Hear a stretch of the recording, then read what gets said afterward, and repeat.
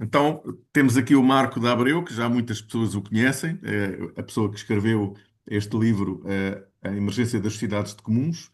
Obrigado, Marco, por estares aqui. Obrigado por te ter aqui disponível para trocarmos mais algumas impressões. Tens alguma coisa para dizer relativamente ao início? Gabriel, agradecer-te aqui o convite para continuarmos a fazer estas entrevistas e para podermos continuar a explorar o livro, os mapas que o livro traz, a experiência, a minha experiência que o livro retrata e com isso ajudar a fazer um pouco de sentido ou contribuir Uhum. para esta ideia do fazer sentido, do sense-making, do que estamos a viver, do tempo coletivo, do tempo individual e de como é que podemos, cada um de nós, agir para mudar a narrativa, para mudar a ação, para mudar a nossa envolvente. Eu gostava de te ouvir exatamente sobre esse tema, para pensarmos um pouco, relativamente a este. Hoje estamos já agora para nos situarmos, estamos a 22 de janeiro de 2026. Enfim, está, a Conferência do Mundial, do Fórum Económico Mundial em Davos, que está a acontecer. Ontem foi o discurso do Trump. No outro dia foi o discurso do Primeiro-Ministro do Canadá. Como é que tu vês este discurso, estes dois discursos, do Primeiro-Ministro, neste caso canadiano, e de Donald Trump, que acabou de discursar ontem, um discurso bem longo, que eu tive a oportunidade de assistir a uma boa parte?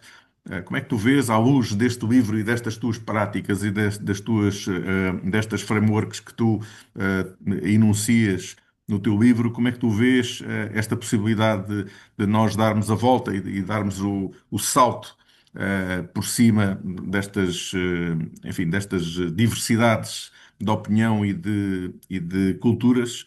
Como é que tu vês esta possibilidade de darmos a volta a este mundo, ao mundo atual que está divergente daquilo que se calhar muitos de nós gostaríamos que tivesse? Grato, Gabriel. Essa é, assim, é uma grande pergunta. Essa pergunta é assim muito grande e eu sinto, sobretudo, sinto tristeza porque, porque aquilo que está a passar no mundo e em cada uma das pessoas que está no mundo também se está a passar em mim. Portanto, eu também sinto em mim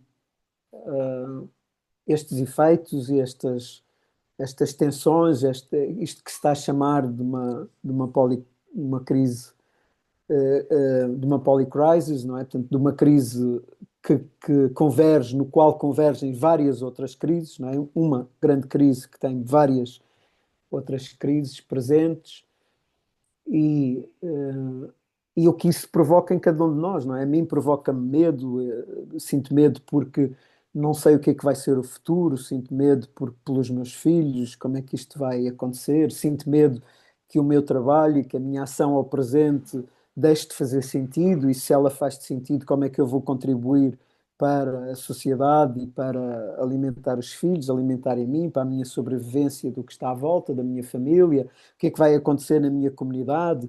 Há de facto uma ameaça de guerra em cima da mesa e como é que isso se relaciona comigo? Os meus filhos vão para a guerra, estão na idade dos 19 e 17 e, portanto, estão nessa idade de serem recrutados. Portanto, eu tenho a minha particular forma, não é, de raiva porque a guerra para mim não é ok e não devia ser um instrumento a ser usado em cima da mesa ou que os humanos pudessem usar. Sinto raiva pela contínua destruição da floresta e da vida e falta de respeito pelas condições da vida, não é? Sem floresta, sem vida, não temos solos, não temos água, não temos ar, portanto destruímos a nós próprios, é um canibalismo, sinto raiva com isso.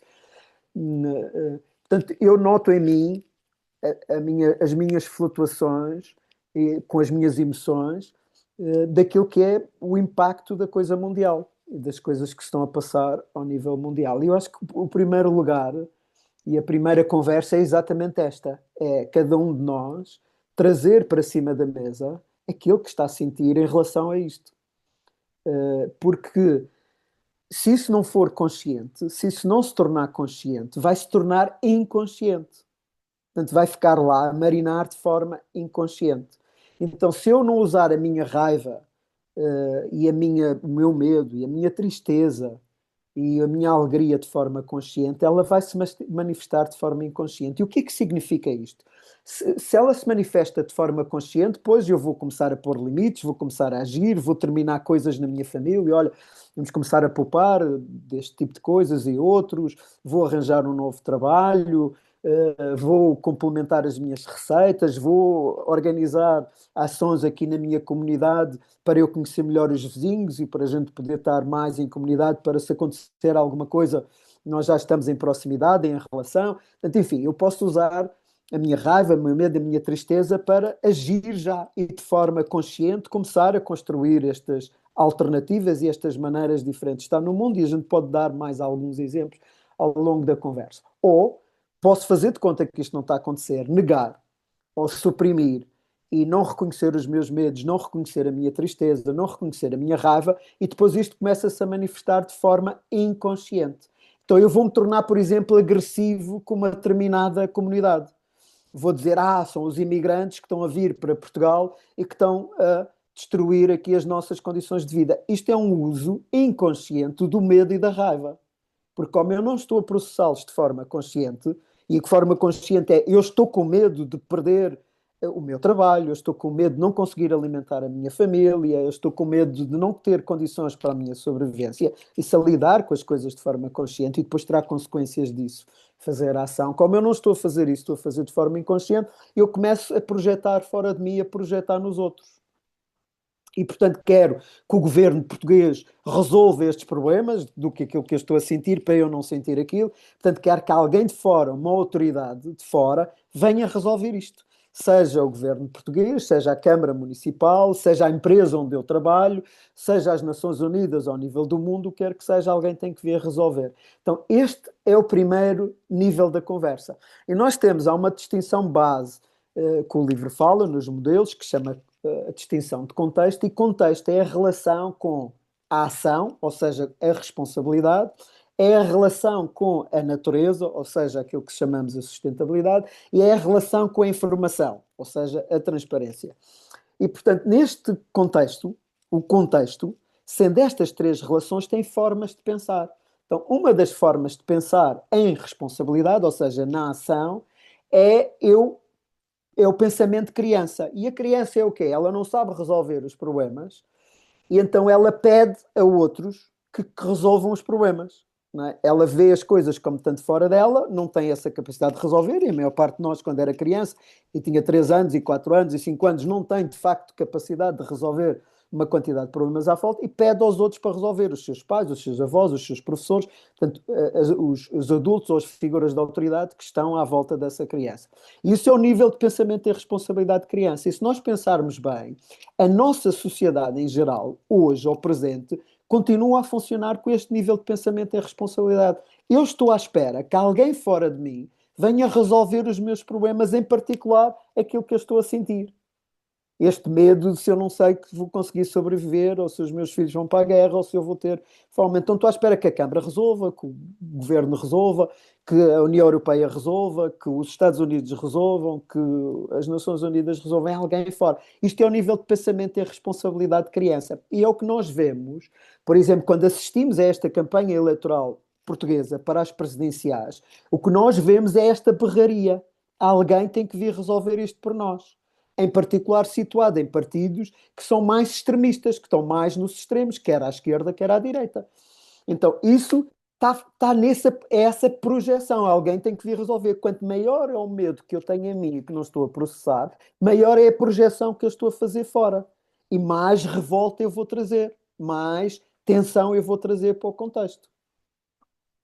E, portanto, isto é real. As pessoas estão, de facto, a viver problemas desafiantes nos seus dia-a-dias, que têm a ver com fome, têm a ver com pobreza, têm a ver com perca de empregos, têm a ver com violência. Portanto, está a acontecer na vida das pessoas situações e as diferenças são abismais entre o interior e o litoral e o urbano, e são abismais dentro do urbano, entre as periferias e os centros das cidades. Portanto, tudo isto está a ser posto em questão, as pessoas estão realmente a passar dificuldades, não é? Dentro das cidades há este fenómeno da gentrificação, que é qualquer coisa que é aberrante, está a pôr as populações para fora, está a aumentar os níveis de pobreza dentro da cidade. Portanto, estes problemas existem, não são ficções das pessoas, as pessoas estão a ver isto. Eu tenho isso na minha vida, estou a pagar uma renda que é proibitiva no sítio onde eu estou a viver, para ter a minha casa perto da casa da mãe dos meus filhos e perto da escola. Os meus filhos estão na escola pública,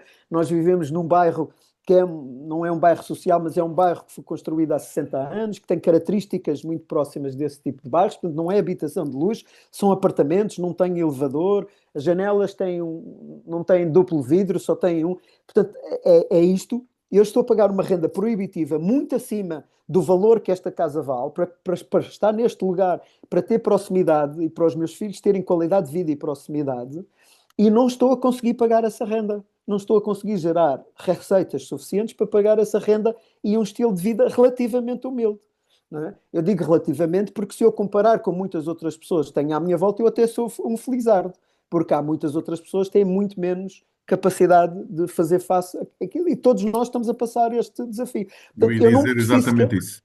eu não precisava sequer pôr fora de mim, eu estou a Sim. viver isso em mim, e preciso usar das ferramentas que fui aprendendo ao longo destes anos, da meditação e de fazer journaling e de fazer trabalho emocional, para resistir a esta tentação de apontar o dedo para fora e dizer que os outros é que são os culpados. Não, eu é que tomei as decisões da minha vida que me levaram a este lugar. Eu é que fui fazendo um conjunto de escolhas e um conjunto de experiências que me levaram a este lugar, e portanto sou eu que tenho que resolver esta messa. A responsabilidade não é os outros que têm que vir resolver isto, sou eu que tenho que resolver isto.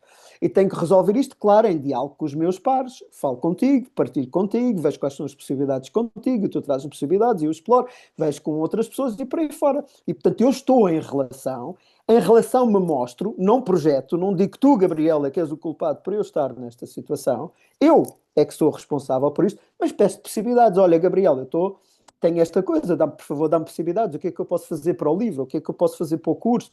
Ou o que é que eu posso fazer com os meus skills? Tu que me conheces e tens observado ao longo destes anos, com os meus skills e com as minhas competências, o que é que eu posso fazer? Portanto, eu vou pedindo possibilidades e iniciando estes diálogos com as pessoas que estão à minha volta, para eu encontrar soluções para a minha vida e para a vida da família. Portanto, isto é o ponto de partida individual. E este ponto de partida é determinante. E quando ele não é aceite, então nós, na teoria U, nós falamos nestes dois ciclos: o ciclo do presencing, onde nós descemos o U e depois criamos qualquer coisa, e o ciclo do absensing, onde nós negamos a realidade e vamos para o lado sombra, para o lado escondido, porque nós não estamos a assumir os nossos sentimentos. E eles chamam isso o ciclo do absensing. Portanto, o que vai acontecer, e é o que nós estamos a ver, começa a haver a mentira, começa a haver a manipulação, começa a haver vale tudo, começa a haver o foco excessivo em algumas das variáveis, como por exemplo no lucro ou no controle. Então nós entramos num ciclo de absensing, né? Então, e isto é muito importante nós termos conta, porque ela acontece em cada um de nós. Há a realidade e eu posso escolher ou um ciclo de criação, onde eu mergulho para descobrir o novo e vou para o novo e é assustador, como é possível eu fazer isto para o novo, ou entro num ciclo de absensing, onde eu vou gritar com toda a gente, projetar fora, dizer que os outros é que são os culpados, quem está a vir, e não lido com este contexto. Portanto, isto está a acontecer dentro de cada um de nós. Cada um de nós tem outra distinção que podemos usar, é os três mundos. Portanto, cada um de nós tem estes três mundos. Tem o seu mundo de cima, os seus princípios brilhantes, tem o seu mundo de baixo e os seus princípios escondidos, e tem o mundo do meio, onde faz a sua vida e tem que fazer a sua vida e manter a coisa a funcionar. Mas este mundo de cima e o mundo de baixo estão sempre presentes também a funcionar. Eu faço coisas por amor, por família, por criatividade, mas também faço coisas para dissimular, controlar, manipular, portanto, e é a mesma pessoa. Não são pessoas diferentes, é a mesma pessoa. Basta eu ter a percepção que estou em contexto de sobrevivência e imediatamente os meus princípios sombra, que foram desenhados para eu sobreviver durante os meus primeiros 7 anos de vida, provavelmente, enquanto criança, eles vêm imediatamente para cima e tomam conta. E eu começo a mentir, ou começo a manipular, ou começo a fazer qualquer que seja a coisa. Portanto, isto depois manifesta-se na nossa sociedade e vida coletiva. Porque o que é que nós temos? Temos as adições ao tabaco, as adições ao açúcar, as adições à droga, são tudo manifestações desta descida ao mundo de baixo e de eu não querer lidar com as coisas. As adições aos medicamentos, e depois isto transforma-se em doenças. Portanto, o nosso sistema de saúde é um sistema que lida com o facto das pessoas não estarem a lidar com as suas emoções e a assumir as suas responsabilidades. E, portanto, não vão ao mundo de baixo e trazem todos os contextos do mundo de baixo para cima, que se manifestam em doenças, em adições, em saúde mental, por aí fora. É a epidemia que nós temos e na crise que nós temos de saúde neste momento por aí, à volta. São as pessoas que não estão a processar as suas emoções e aquilo que estão a viver nos seus locais de trabalho, nas suas casas, nesta tensão global em que estamos a viver. E isso é um exemplo. E a escola não nos prepara para isto. A escola prepara-nos para sermos funcionários de escritório ou funcionários de fábrica, continuamos assim, mas não para lidar com as nossas emoções, com a incerteza e com o novo, com a criação. Portanto, termos estes contextos de cura e de não projetarmos para fora as responsabilidades, mas assumirmos nós as responsabilidades. Portanto, o nível de pensamento em responsabilidade de criança é esse, e vocês podem ver isto manifestado nos hospitais, com as doenças, com aquilo tudo que está a acontecer, com as edições, podem ver nas empresas com a saúde mental, é o outro indicador que podem usar, podemos ver isso nos oceanos, com a quantidade de plástico, com a acidificação dos oceanos, com o aquecimento das águas, com a diminuição dos recursos piscícolas, podemos ver na Terra com a diminuição de florestas, com o aumento dos resíduos nucleares e das matérias perigosas e tóxicas na atmosfera. Portanto, a poluição é um dos elementos, com o acabar da biodiversidade, com a pobreza dos solos. Portanto, são tudo manifestações da sombra a funcionar, deste espectro de sombra a funcionar e de nós não querermos lidar com os problemas e andarmos neste mundo de fantasia. Quando tu falavas aí e este ao nível individual, e depois vai passar para as equipas e vai passar para as empresas e vai passar para os países e vai passar para o todo, não é?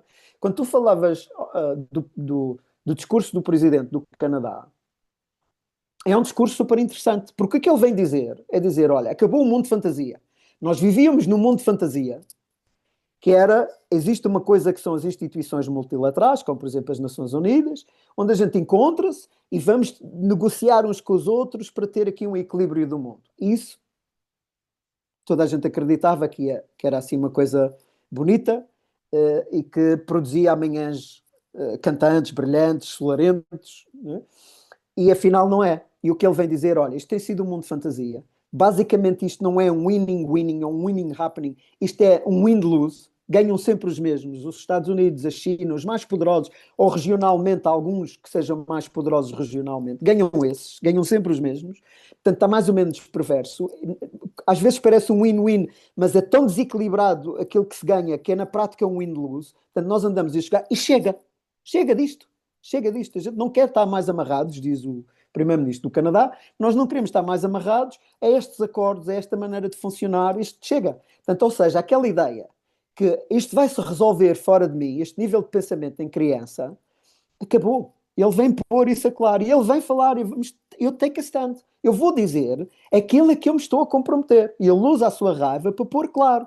Ele diz qual é a posição deles em relação aos Estados Unidos e à Venezuela, diz qual é a posição deles em relação à Groenlândia e à Dinamarca, diz qual é a posição deles em relação à NATO, em relação aos acordos comerciais e por aí fora. E como é que vai fazer? Eu vou-me juntar com a União Europeia, vou-me juntar com a China, e vou negociar parte a parte aquilo que são os interesses do Canadá, e quem quiser vir comigo, venha.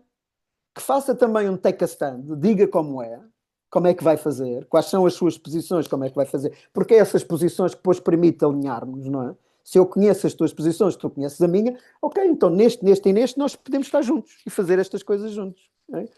E, portanto, é um assumir da responsabilidade e passar para o nível adulto desta cooperação internacional.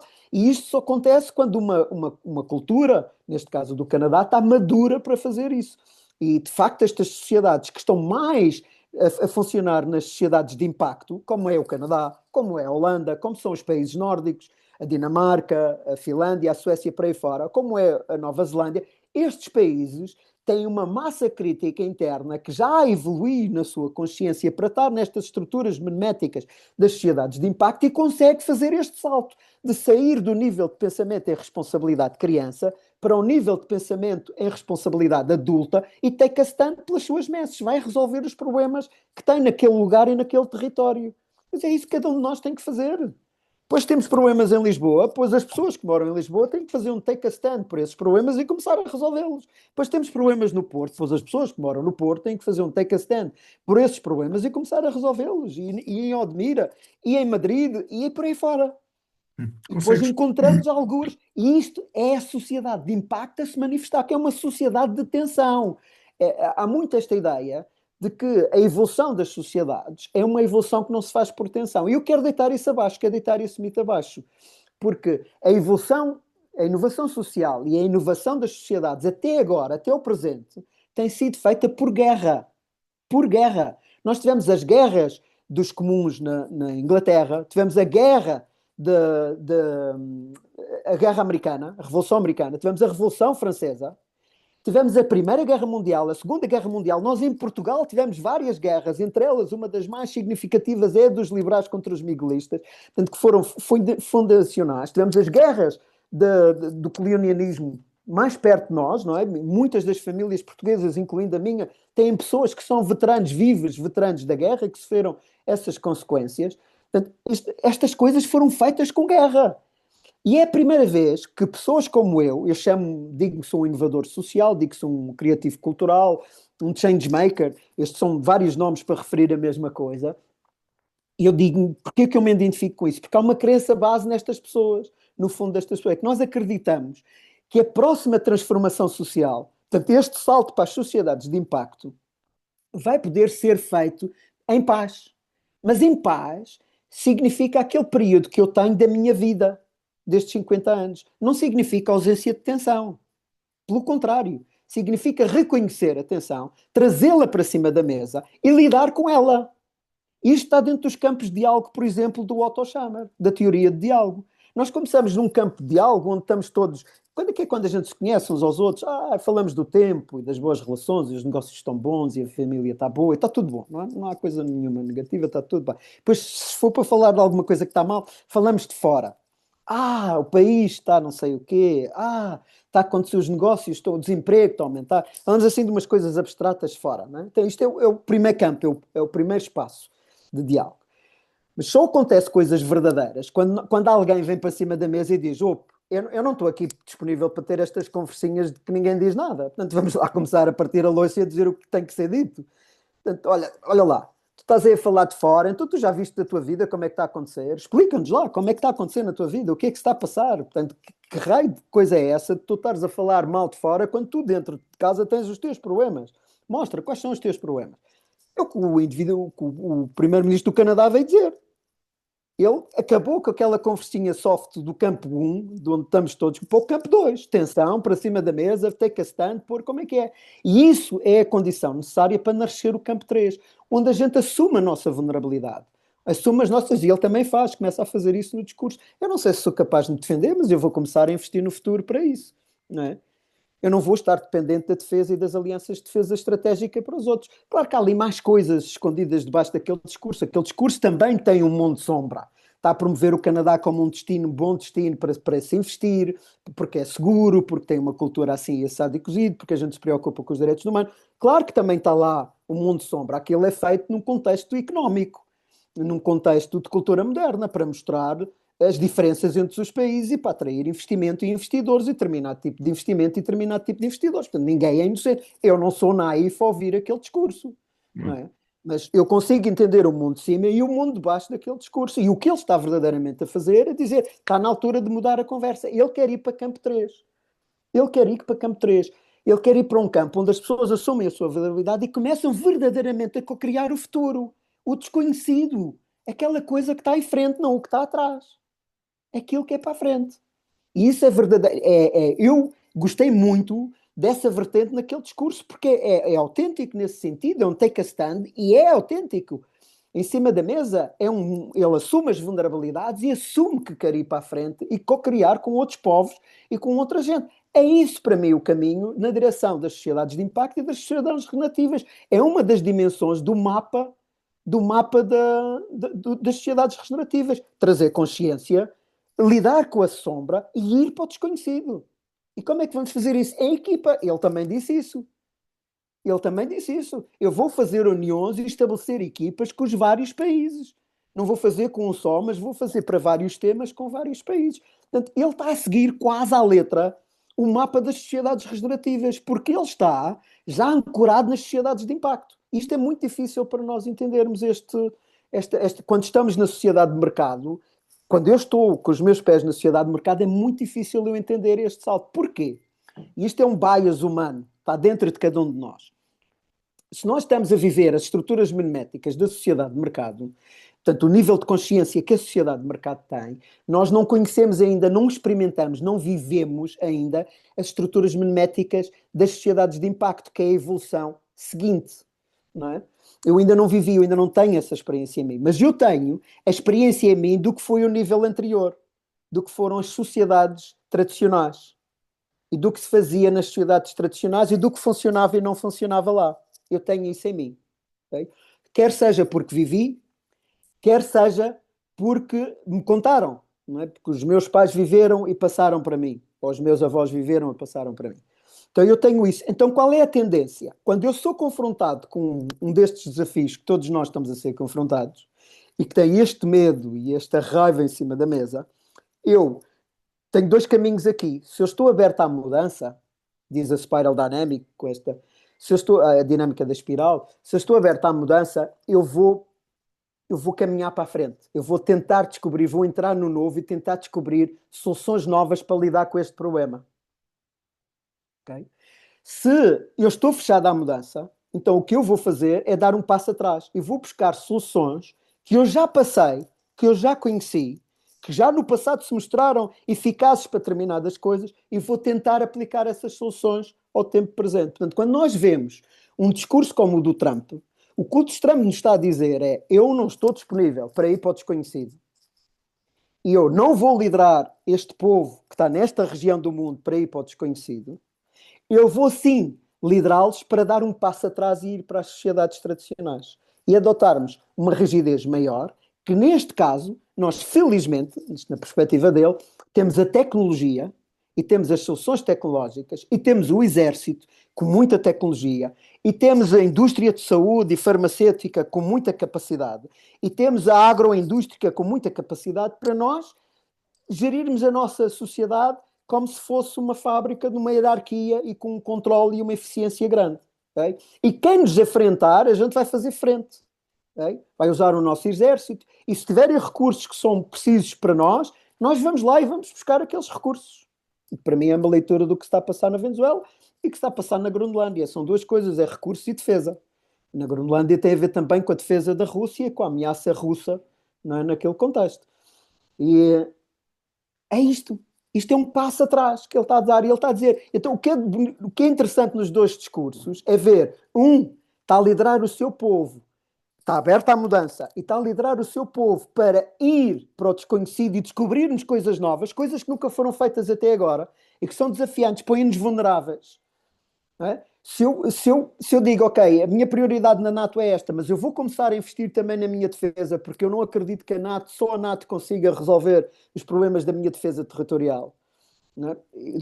Este é um discurso musculado. Está a pôr em xeque uma quantidade de players aqui à volta. Portanto, é claro o discurso. É o discurso a curto. Não é muito longo e é muito claro nas linhas que lá tem. Não é? E são de confronto, de tensão, não está a pôr paninhos quentes nas coisas. Por outro lado, o outro discurso é um discurso manipulador, é um discurso que quer que eu compre uma solução de dar um passo atrás e ter uma hierarquia por medo. Por medo. E é usado depois técnicas inerentes a esse discurso. É um discurso que tem mentiras, é um discurso que é manipulatório. É? E eu vejo, a partir do meu pensamento, eu vejo que nós andamos a ser preparados, nós coletivo, nós mundo, a ser preparados para qualquer coisa, provavelmente para uma guerra. Porque neste momento há determinados interesses que estão em cima da mesa que estão em choque, em particular entre os Estados Unidos e a China e a Rússia. Aquele triângulo ali, há qualquer coisa ali que não está a funcionar. E é isso também que o presidente do Canadá vem pôr em cima da mesa.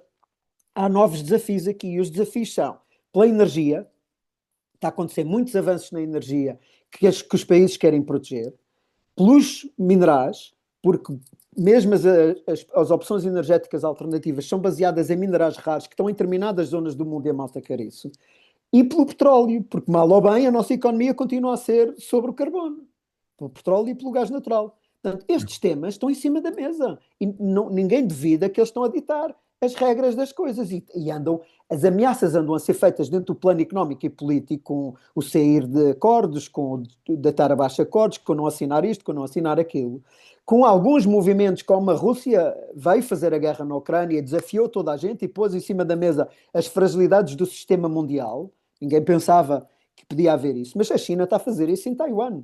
Também está a desafiar, e os Estados Unidos também foram desafiar a Venezuela. Isto não é uma coisa que está isolada umas coisas das outras. Portanto, nós estamos no ciclo do upsensing. Nós entramos no ciclo do upsensing já há algum tempo e estamos a ser manipulados a uma narrativa que também não é nova. Estes mecanismos não são novos. Pelo menos estão escritos na história desde os gregos e até mais atrás, da forma como se faz guerra e prepara as populações para as guerras. É desta natureza, é isso que nós estamos a ser, na minha opinião, a ser manipulados para isso. E o ano passado houve claramente no discurso, o ano passado de 2025, houve claramente no discurso. Portanto, nós somos story makers, nós somos criadores de histórias e vivemos com as histórias e com as narrativas que temos. Então, nós vivemos mais de 5.000 anos, talvez até mais, a pensar que a Terra era plana. E hoje sabemos que não é, mas não era a história que nós tínhamos, era com isso que nós andávamos. Ainda Hoje há quem ache que é imaginamos a plano. Terra, isso, ainda há, exato. Hoje imaginamos a Terra redonda e vivemos por aí. Mas há mapas novos a surgir. Há pessoas que dizem, não, ela não é só redonda, ela é viva. Isso é um mapa completamente novo. Alterações climáticas, a relação mar-oceano, todas estas coisas que nós estamos a entrar nestes últimos 30, 40 anos, vêm desta ideia de que a Terra é viva, que o Lovelock traz para cima da mesa com a hipótese de Gaia. A E o que é Terra é que viva, é um tu, sistema vivo. e o que é que tu propões a nível individual, que possamos fazer? Uma vez que Nós, já nós, referiste isso, que de facto a responsabilidade está a nível individual e não coletivo, ao, fundamentalmente. ao nível de cada pessoa, está o que ela pode fazer é lidar com as suas próprias emoções e com a sua própria reatividade nos lugares onde ela está. E, portanto, procurar pessoas, procurar grupos à sua volta que lhe ajudem a fazer isso. Grupos de bem-estar, na meditação, no yoga. São coisas muito simples e existem nos bairros todos portugueses. Podemos, nas zonas rurais, não ter tanto acesso, e isso é uma questão, okay? Mas, em geral, nas zonas litorais e mesmo no rural, nas zonas mais povoadas, há em todo o lado. Meditação, yoga, portanto, lidar com este tipo de coisas, trabalho emocional, lidar com este tipo de coisas. E eu trazer para cima da mesa aquilo que estou a sentir, o meu medo e partilhar com outros. Sobretudo não deixar este dentro de mim a fermentar, nem eu estar a adormecer-me com comer açúcar e bolos e doces e chocolates, ou tomar drogas, ou fumar, ou beber álcool, ou uma mistura destas coisas todas, porque não quero lidar com isto. Ou a adoecer e a tomar medicamentos, porque não quero lidar com isto. As constelações, por exemplo, são uma excelente maneira de fazer esse trabalho e ela começa já a ver em Portugal muitos facilitadores disto. Isto é ao nível individual e nós podemos fazer nos lugares onde estamos e procurar pessoas à nossa volta para lidar com isso. É o que o Bandel vem-nos falar da ruptura. Okay? É o que agora me estou a lembrar, o Rob Hopkins, do criador do movimento de transição, vem-nos falar do passo seguinte. É preciso curar, as populações têm que se juntar, estar em círculo e conversar sobre estas coisas ao nível local. Estas coisas têm que vir para cima da mesa e a gente tem que nos ouvir uns aos outros. Isso é um passo importante e pode ser dado em cada comunidade. Eu estou a procurar criar mecanismos aqui na zona onde vivo, de Carcavelos, para nós termos isso. É o grande experimento do João Sem Medo. O João Sem Medo mostrou isso a uma escala da cidade de Lisboa. 10.000 pessoas, pelo menos, passaram por ali. Portanto, é possível fazermos isso e isso é a responsabilidade de cada um de nós. Não projetar para fora isso. Ao nível dos países, não é? Ao nível dos países, este trabalho como o primeiro-ministro canadiense veio fazer. Portanto, quais são as coisas que eu take a stand, quais são as coisas que eu defendo e take a stand, falar destes temas, para mim é inconcebível que dois candidatos, ou 11 ou 12, já não me lembro o número de candidatos, que foram à presidência da República não tenham palavras sobre os problemas do mundo, sobre a ecologia, sobre a natureza e sobre isto que nós estamos a falar como crise global. Não há palavras sobre isto, não há ideias significativas sobre isto. A ausência nas campanhas é incrível. Parece que estamos a falar de um país ou de um mundo completamente fantasia. É a altura de se fazer um discurso ligado à realidade e às pessoas e ao que elas estão a passar e ao que se está a passar no mundo. Sim, sim. Pronto, e isso é o que se pode fazer ao nível dos países. Ao nível das empresas, é começar a cuidar, é pôr dentro das empresas práticas de desenvolvimento humano, de bem-estar, para ajudar as pessoas a ter estes grupos, estes contextos, trazer as revoltas para cima da mesa e iniciar contextos, tanto espaços dentro da organização, não é no mesmo sítio onde ela está a produzir, tem que ser algo separado. Uma empresa nova, uma equipa nova, algo que não tenha a ver com as dinâmicas da produção, onde se possa começar a experimentar coisas novas. E há N exemplos disso.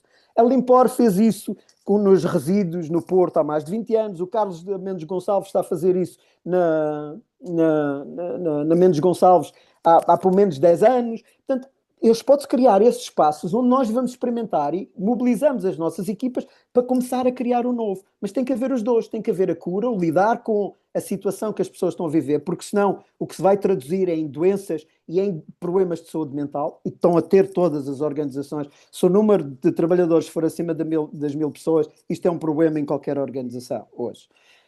E portanto não pode ser escamoteado, tem mesmo que ser resolvido. E começa por aí, isso é o que se consegue fazer ao nível das organizações. E ao nível das equipas, é começar a trazer estas práticas para dentro. A equipa cultivar práticas de círculo, de falar dos problemas que está a viver, das pessoas e do trabalho. Porque isto não é uma coisa separada.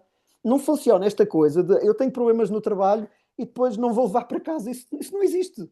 Nós somos uma coisa só. E nós temos problemas em casa, vamos levar para o trabalho, e temos problemas no trabalho, vamos levar. E isto também já está demonstrado em todo o lado.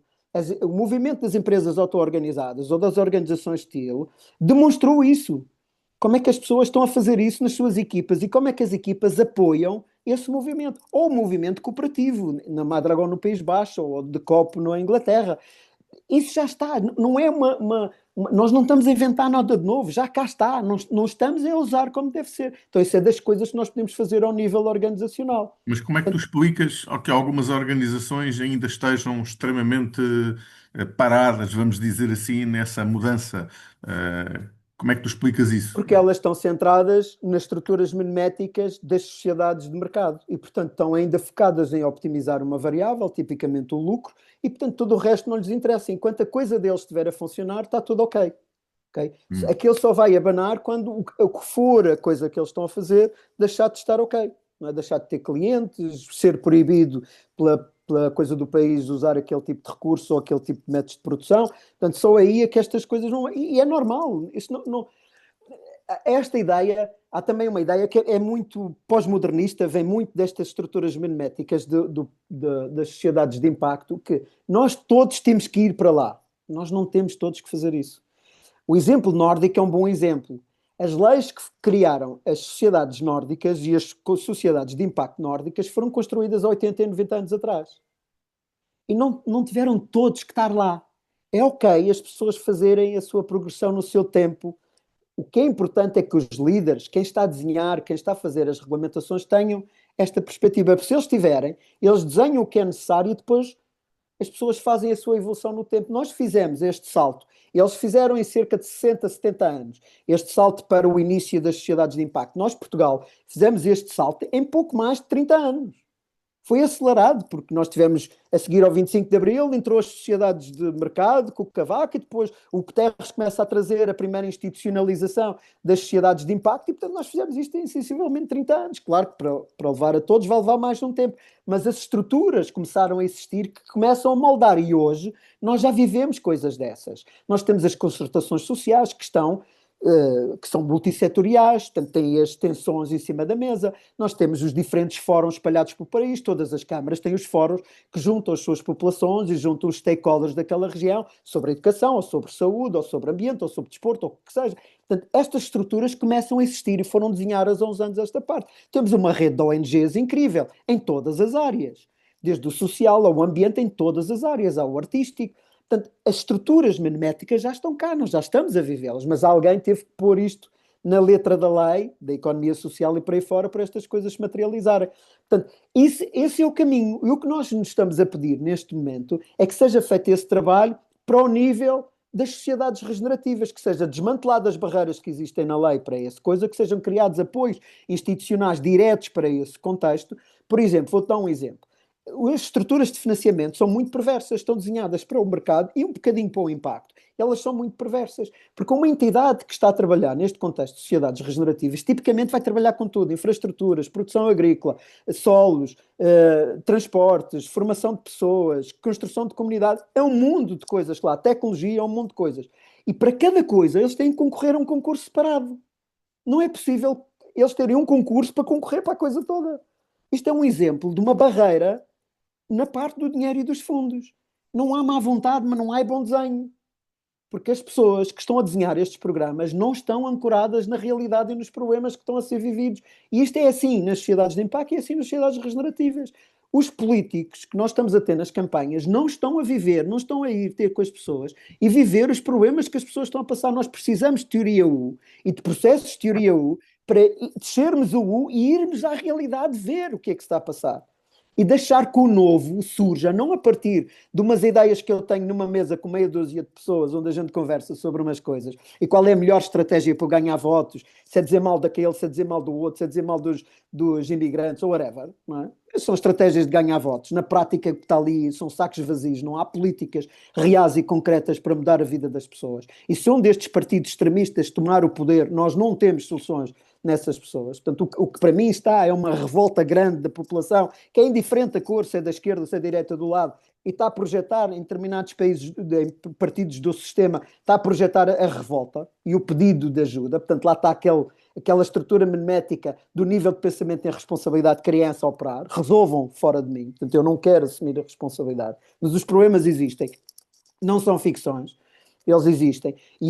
Os nossos políticos e as pessoas que estão nas diferentes organizações e nos diferentes níveis da sociedade não estão a fazer processos de mergulho para conhecer esses problemas das franjas e de saber exatamente o que é que está a passar. Então, Para partir daí mobilizar as populações e encontrar respostas que tenham que ser de natureza coletiva para estes problemas. E eu desenho isso no tomo 3 do livro, está desenhada uma aproximação para nós irmos coletivamente para esse contexto. Para mim, cada município tem que criar este espaço, que eu chamo espaço de comuns, que foi, na prática, a experiência do João Semedo. Portanto, na prática é um João Semedo. Tem que criar em cada sítio um João Semedo que tem esta capacidade simultânea de acolher as pessoas na sua dor, no seu trabalho emocional, no deixar. Nós temos todos que fazer luto. Aquilo que foi já não vai voltar a ser. Nós temos todos que fazer luto. Luto da floresta que tivemos, luto da comida que tivemos, luto da abundância que tivemos, da paz que tivemos, whatever. Nós vamos ter que fazer luto de muitas coisas nos próximos anos. Okay? Porque os incêndios já aconteceram, já destruíram a floresta, já não temos água naqueles sítios, isto já está a acontecer, as pessoas já estão em luto. Portanto, esses espaços têm que acolher as pessoas e cada luta é diferente. O luto que as pessoas vão ter numa determinada zona pela floresta, o outro luto é pela gentrificação. Portanto, os fenómenos e os problemas estão em Mértola, é pela água, os fenómenos estão a acontecer em diferentes contextos e, portanto, os lutos são diferentes. É um luto humano, mas precisa ter estruturas para acolher aquilo que está a passar naquele lugar. E depois, criar a possibilidade do novo. E da esperança e do novo, mas não é uma esperança vã, não é uma esperança ideológica, é uma esperança pragmática. Vamos começar a experimentar e a fazer coisas e a ver o que é que resulta e o que é que não resulta, em conjunto e em equipa, para aquela região e para aqueles problemas. E adequar os programas a isto, os programas de financiamento, os programas de capacitação, adequar os programas de propriedade. Portanto, tem que se lidar com a propriedade da terra e a propriedade das organizações é um tema fortíssimo que está a bloquear muitas destas coisas. As pessoas têm que ter acesso à terra para prototipar, por exemplo, sistemas de alimentação, são fundamentais para a resiliência local, ou para os sistemas energéticos, são fundamentais para a resiliência local. Portanto, isto tem que acontecer, e portanto há aqui vários blocos que precisam ser desatados de nós, mas começa pelas pessoas assumirem a responsabilidade e irem para a frente, porque Tamera, Valdalama, Biovila, o Gravito, tantos projetos pelo país, Mértola, por aí fora, não estão a deixar de fazer porque têm estes problemas. Aliás, por eles estarem a fazer é que nós estamos a ver quais são os problemas. Portanto, nós precisamos ir todos rapidamente para este contexto e isto passa por eu deixar que alguém vai vir resolver os meus problemas e começar a fazer isso, a resolver, assumir responsabilidade e começar eu a resolver os problemas. Portanto, assumir o nível de pensamento e responsabilidade adulto. Portanto, o livro e as estruturas do livro dão-nos estas ferramentas para nós podermos perceber esta coisa toda. Para terminar, gostava de falar de uma última, que tem esta função que o João Semedo foi muito importante aqui, que é as duas curvas. Portanto, uma curva do sistema hegemónico e uma curva do sistema novo. E nestas duas curvas, portanto, estão a acontecer ao mesmo tempo. Temos o sistema hegemónico de uma coisa qualquer e a outra está a nascer. Por exemplo, temos as sociedades de mercado, os sistemas hegemónicos, a sociedade de mercado está a nascer, as sociedades de impacto. Há uma função de liderança. Há uma função de ajudar as pessoas a passar de um sistema para o outro. Há aqui uma espécie de uma ponte. E o que falta de desenho, puro e duro, ao nível de grupos, de grandes grupos, é esta ponte. É esta ponte. E uma das dificuldades que está a ter em cima da mesa, nesta ponte, no desenho desta ponte, é a forma como o dinheiro e a sociedade está desenhada em torno do dinheiro e da propriedade. E este é um tema-chave que a tecnologia está a amplificar, porque a tecnologia está construída sobre estas duas coisas, propriedade e dinheiro, e está a amplificar esta coisa toda. E, portanto, está aqui um fenómeno que precisa ser experimentado e prototipado de forma diferente para ajudar a que em cada território se possa fazer uma transição entre as sociedades de mercado puro e duras para as sociedades de impacto ou regenerativas, que esperemos, algumas já podem ir para lá, que começam verdadeiramente a cuidar da vida e da vida naquele lugar. E da vida naquele lugar. E isto não é um processo que se vai fazer num ano. É um processo que vai se fazer por vagas e precisamos, não temos que ir todos, porque nós precisamos da água a funcionar, de eletricidade a funcionar, dos alimentos a funcionar. Não podemos dizer, olha, agora vamos parar isto tudo, isto cai tudo e não, coisa.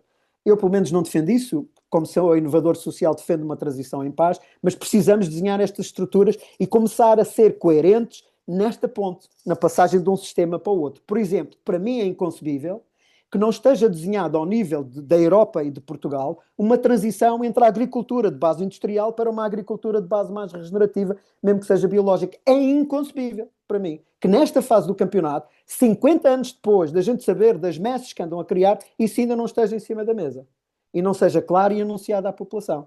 Portanto, são exemplos disso. Nós precisamos disto em todas as áreas, nas áreas da saúde, e acabar com este monopólio do lucro. As tecnologias que estão a vir para cima são só aquelas que são possíveis de serem monetizadas. Não estão a vir as tecnologias que podem resolver problemas. Se calhar há pessoas, e há relatos disso aí a correrem por aí fora, que já foram inventadas tecnologias gratuitas de energia, portanto, tecnologia de energia livre para todos, mas como são isso, livre, gratuitas, quem tem os monopólios das patentes compra essas patentes e esconde-as dentro. Isso é uma história que anda a correr por aí. Okay? E nós percebemos, quem percebe das estruturas minimétricas de mercado, que isso pode ser uma realidade. Mais ainda, nós temos várias histórias no passado, que hoje já são conhecidas porque as patentes já foram liberalizadas, já não estão protegidas mais, de tecnologias que foram feitas isso, que foram patenteadas e para ser retiradas do mercado e não poder, tecnologias que beneficiavam uma determinada área. A área da saúde, a área da energia, a área dos transportes, por aí fora. Portanto, não é um mito. Existe casos já reportados hoje na literatura sobre isso. Portanto, para mim isso é um grande tema que precisa ser resolvido. Portanto, o que o livro nos ajuda é ter esta big picture, identificar as áreas e depois poder desenhar ações que têm o sistema no conjunto. Por isso a ideia de Social Lab é muito importante. Eu não vou conseguir lidar com isto se eu retirar a complexidade. É diferente a distinção de complexo e de complicado. Okay? Então, o que eu tenho que fazer é, eu tenho que tirar o que é complicado. Por exemplo, um carro é uma coisa complicada. Tem muitas peças, muitos elementos, não sei o quê, mas não é uma coisa complexa. Um sistema de trânsito, o sistema de trânsito numa cidade é complexo. Ninguém sabe prever o que é que vai acontecer e há comportamentos emergentes. Okay? Isto é uma diferença entre o que é complicado e o que é complexo. Então, eu não posso, nos Social Labs, eu elimino o que é complicado, ou diminuo o que é complicado, mas não posso retirar a complexidade. Se eu retirar a complexidade do sistema, aquele Social Lab não tem valor. Portanto, por isso é que os espaços de comum precisam ter todo o sistema social presente e a dimensão da cor e a dimensão do criar dentro e local, para ele representar aquela comunidade e as forças e a cultura daquela comunidade. Portanto, Estas são características base. Nós precisamos de experimentos que vão para o novo, que a gente não sabe quais são os resultados, mas que têm este elemento da complexidade da vida, da emergência no seu centro, para podermos produzir coisas novas. Então é para mim uma leitura daquilo que o tempo. O que é que eu vejo que é o Trump? A tal liderança para irmos para sistemas conhecidos, tradicionais. Vi, por exemplo, no discurso do presidente do Canadá, essa coisa de liderar para o desconhecido. E vejo em Portugal um vazio muito grande. Não há nem uma nem outra. É uma espécie de ninho, onde a única coisa que fica é eu apontar de dedos uns para os outros. E não há, está vazio, o discurso está vazio. Eu convidava os próximos candidatos, estes candidatos que ainda estão em campanha, até o dia 8 de fevereiro, a trazerem verdadeiramente um discurso articulado sobre o seu pensamento para o mundo, a lógica daquilo que o próprio primeiro-ministro canadense fez. Qual é o seu pensamento estruturado para o mundo? Quais são as coisas que, na visão deles, Portugal precisa take a stand? Precisa tomar uma posição clara para os seus parceiros europeus e para os seus parceiros mundiais. Sobre o quê? E nós temos temas que são muito importantes para nós. Nós temos comunidades espalhadas no mundo. Nós temos uma zona atlântica muito grande e somos um país de natureza atlântica. Nós temos povos irmãos e culturas que têm afinidades connosco para o mundo. Nós temos muitos temas para take a stand. Nós temos um território do qual habitamos há 1000 anos e que tem aqui, gerou abundância para os nossos antepassados. Portanto, nós temos muitas coisas para tomar take a stand, para tomar uma posição e sermos claros. Pois é isso que se pede a estes candidatos, que eles venham trazer aquilo que eles tomam posição, exatamente sobre o que tomam posição, e como é que eles vão preparar Portugal, ou quais são as ideias que eles têm para Portugal, para nós podermos ir em conjunto resolver os problemas que temos que resolver como parte do mundo e não isolados do mundo. Não é? Não apontar dedos uns aos outros, mas sim como parte do mundo. E com aqueles que cá estão, porque as pessoas que cá estão escolheram estar cá, independentemente se nasceram aqui ou não. São pessoas que escolheram cá estar e são pessoas que fazem parte da solução e não do problema. São pessoas que fazem parte da solução. Ó Marco, deixa-me provocar-te com um elemento que já tocaste aqui, que para mim faz sentido. Imaginando que qualquer um de nós, daquelas pessoas que eventualmente ouviram estas tuas palavras ou que ouviram este vídeo, eh, se eu quiser montar um João Sem Medo à escala da minha comunidade, quais são as tuas ideias? Que ideias tens? Ou seja, como é que eu começo? Onde é que eu começo? Como é que eu crio? Como é que eu junto as pessoas? Pá, e já agora faço, em último, uma proposta desafiadora para ti e que se liga a esta pergunta que eu acabei de fazer, que é até que ponto é que eu posso contar com o Marco da Abreu para ele ser o meu consultor na criação dessa comunidade ou desse espaço João Sem Medo.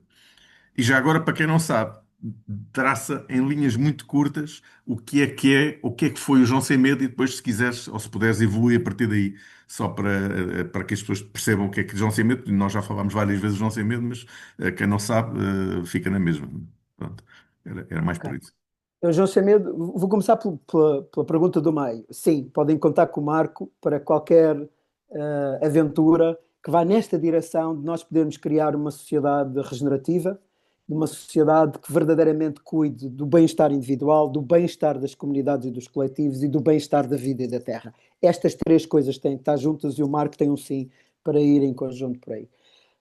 O que é o João Sem Medo? O João Sem Medo foi um projeto de empreendedorismo social, uma comunidade de empreendedores que nasceu na zona de Lisboa no início dos anos 2010 para lidar com a crise financeira que estava a aterrar em Portugal, a crise de 2008, 2009 e aquela vaga de desemprego que veio, desemprego com determinadas características. Vieram muitas pessoas que eram licenciadas, portanto recursos com 20 e 30 anos, diretores de tudo e mais alguma coisa, que de repente foram apanhados naquela crise financeira, vieram para a rua, é um grande desperdício de energia, de saber, de experiência que o país pôs na rua. Então, João Semedo criou isso para ajudar as pessoas a encontrar alternativas e durante cerca de 9 anos, 10 anos, portanto, tivemos durante a década, assegurar esses espaços e fizemos eventos, maioritariamente na zona de Lisboa, mas aconteceram outros por fora do país, mas fizemos eventos para fazer isso. Portanto, tínhamos círculos de diálogo, socializávamos medicação, trabalho emocional, experimentamos muitas coisas desse género, também socializávamos como empreender, teoria do effectuation, lean startup, como criar empresas e quais formas jurídicas, propriedade intelectual, marketing, tecnologia, para aí fora. Portanto, oferecíamos tudo o que é necessário para montar uma aventura e também os métodos participativos, coisas como o Alt Café, o Dragon Dreaming, portanto, socializávamos uma quantidade da teoria U, uma quantidade de métodos para ajudar a criar um novo, já com esta natureza coletiva. Então essa foi uma grande experiência, ele está escrito, tem vários escritos, tem muita informação disponível, pode ir ao meu canal ou pedir-me e eu Já agora faculto. indica qual é o teu canal e o teu site, porque O no meu teu site canal tem lá muito boa informação. o meu site é marcodeabreu.com e o canal é marcodeabreu.substack.com. E podes pôr nos comentários desta gravação essa informação. E como começar? Como começar? Então, o primeiro passo, eu diria, é ler o meu livro, em particular ler o tomo 3. Mas o tomo 3 não tem tanto sentido se a gente não o lê todo, portanto, ler o livro e no tomo 3 está lá um plano para começarmos a fazer isso. Okay? Caracteriza o que são espaços de comuns, já com essa aprendizagem do João Sem Medo, caracteriza o que são espaços de comuns, quais são os elementos que os espaços comuns deviam ter para poder prototipar, para ser um social lab à escala de uma determinada comunidade, e depois como é que se começa? Como se começam todos os movimentos. Portanto, a partir de mim, se eu tenho essa vontade, convido um conjunto de pessoas para se virem sentar em círculo num determinado sítio e começamos a conversar sobre isso. Podemos começar a fazer filmes e a mostrar filmes para a sociedade. Nós aqui em Carcavelos estamos a organizar dia abertos de bem-estar para a população, onde fazemos meditação, trabalho emocional, círculo, falamos sobre saúde e bem-estar, nutrição, por aí fora. Portanto, estamos a trazer isso como forma de nos juntar. Portanto, há várias maneiras, mas o ponto base é este. Alguém tem essa ideia, convoca o círculo, chamam o circo, começam a conversar sobre isso e começam a fazer qualquer coisa em conjunto para a população e pode ser tão simples como visionar um filme ou um documentário e ter um círculo de diálogo no final. Tão simples quanto isto põe a energia a mexer. Aliás, o movimento de transição tornou-se especialista nisso. Os cursos de iniciativas de transição e os vários cursos que o movimento tem, e hoje já tem muita literatura escrita, é para isso, é para ajudar as pessoas a fazerem bootstrap, portanto, a fazerem nascer essas comunidades de baixo para cima. E, portanto, não é por falta de conhecimento, não é por falta de metodologias, é só por falta de vontade. Se está em vocês, se nasceu no vosso espírito essa ideia, convoquem. O primeiro círculo pode ter 3, pode ter 4, pode ter 5 pessoas, pode ser 10. Não é relevante o número que vem no início, é a partir daí que a energia começa. O que é importante é a regularidade e a intenção, a direção. E depois é encontrar os recursos. Penso eu, que quem está nas zonas rurais, neste momento, tem um grande dilema e uma grande vantagem. A grande vantagem é que tem propriedades e terrenos disponíveis, porque as próprias câmaras municipais têm muitos terrenos que estão a disponibilizar à população para começar a fazer este tipo de projetos e iniciativas. Isso é uma grande coisa que, por exemplo, quem está nos espaços urbanos não tem, mas tem uma dificuldade que é não tem ou pode não ter pessoas, ou o número de pessoas pode ser reduzida. Então, e os na cidade é o contrário. Portanto, como notam, não há aqui privilegiados. Não há aqui situações privilegiadas. Cada um vai ter que enfrentar os seus problemas e as suas tensões para fazer isso. E há muita gente que já começou. Em Portugal, este movimento começou pelo menos há 30 anos. E eu consigo até dar exemplos com mais do que 30 anos. E, portanto, já há muitas pessoas que fizeram em São Luís, em Odmira, em Mértola, em Lagos, por aí fora, um pouco por todo o lado. Já há pessoas que começaram estes movimentos mais cedo. Umas experiências falharam, outras resultaram, mas nós aprendemos com todas. Com as que falharam e com as que resultaram, estamos sempre a aprender, talvez até mais com as que falharam. Portanto, sim, essas pessoas estão no território, existem e têm capacidade e podem ser mobilizadas também, e eu também posso ajudar a fazer isso, porque conheço muitas delas. Portanto, o que não há é a ideia de paralisia. Se vem dentro de mim um impulso, se vem a ideia, sigam. Organizem o primeiro círculo e vão a partir daí. Eu posso-vos dizer que estou a ajudar pessoas a fazer isso dentro de hospitais. Hoje, quinta, ainda ontem, quarta-feira, houve uma pessoa que organizou um círculo para a sua unidade dentro de um hospital português e que vieram muitas pessoas. Essa unidade tem 60 pessoas e veio quase o grupo todo ao círculo. Portanto, as pessoas estão sedentas e necessárias destes espaços de partilha, trazer as emoções e de começar a pensar soluções coletivas. Cada um de nós já sabe, dentro de si, no seu íntimo, que não vai haver ninguém que nos vai salvar. Que a solução não vai vir de fora. Vem de nós e de nós, em conjunto com os outros, começarmos a co-criar de forma consistente, respeitando aquilo que nós somos e respeitando o outro. Portanto, estas 3 ideias têm que estar sempre presentes. O bem-estar individual, o bem-estar coletivo, o bem-estar da vida e da terra. A guerra não é uma solução aqui. A guerra não é uma solução, mas a tensão e o conflito fazem parte destes processos. Naquela teoria de diálogo que ainda há pouco estava a falar, a tensão está no 2 e depois é preciso ir para o 3 e os generativos, novas ideias, vêm no quarto. Vêm no quarto espaço de diálogo. E a teoria U, por exemplo, está desenhada para fazer esse movimento. Mas qualquer teoria de formação de equipas tem estes 4 elementos presentes, seja do Scott Peck, do Truman ou qualquer outra, tem isto. E uma delas tem a ver com o caos e com a tensão. Nós não podemos passar isso, porque nós precisamos deixar largar as nossas agendas para poder nascer uma agenda coletiva, para poder nascer uma agenda da equipa e do grupo. Né? Então esse trabalho precisa ser feito. Portanto, quando eu digo paz, não estou a dizer eliminar a tensão. Pelo contrário, aliás, as metodologias que são inerentes às sociedades regenerativas, a maior parte delas tem a tensão como algo criativo, no seu centro como algo criativo. Não a evitar, mas a potenciar e a dar visibilidade, porque é uma chamada para a criação, para que algo não está a funcionar e para criar algo dentro do sistema. Portanto, e é por aqui, Gabriel. Espero ter conseguido trazer clareza nas propostas e naquilo que pode fazer, que está ao alcance de cada um de nós, de fazer enquanto indivíduo, nas suas famílias, nas suas comunidades locais, nas suas equipas, nas empresas, sejam hospitais ou não, como o exemplo que eu estava a dar ainda há pouco, e ao nível do país.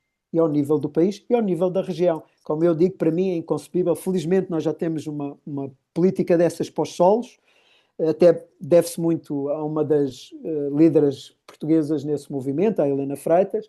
Já temos uma para os solos, mas não temos, por exemplo, uma para a transição da agricultura ou de outros setores, ou da educação, ou da saúde. Não, não existe nada. Essas pontes não estão feitas e precisam ser criadas.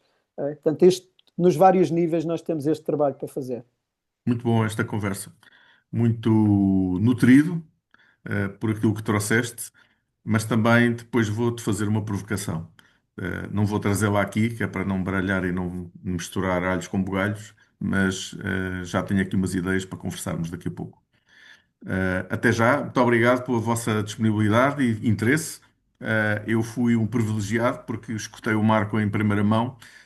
Agora todos os outros vão ter possibilidade de ler, ouvir, rever, tanto o Marco no seu próprio livro, como ouvir novamente esta entrevista, que do meu ponto de vista, se calhar algumas pessoas vão reouvi-la. E depois utilizar o site do marcodeabreu.com, que é um site que está recheado de elementos que podem consultar e que, aliás, alguns dos elementos também estão no livro, e também o Marco no Substack e LinkedIn. Portanto, até já. Obrigado. Continuemos. Grato, Obrigado, Marco. Gabriel, até já. Até já.